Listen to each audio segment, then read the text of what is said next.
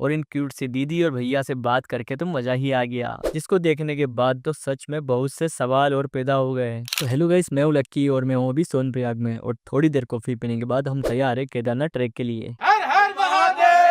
तो सोनप्रयाग से हमारा ट्रैक शुरू हो चुका था और हमें करना था 24 किलोमीटर का ऊंचा ट्रैक। तो बिना कुछ सोचे बस चल रहा था, लेकिन मन में सवाल था, क्या मैं ऊपर पैदल चल पाऊंगा।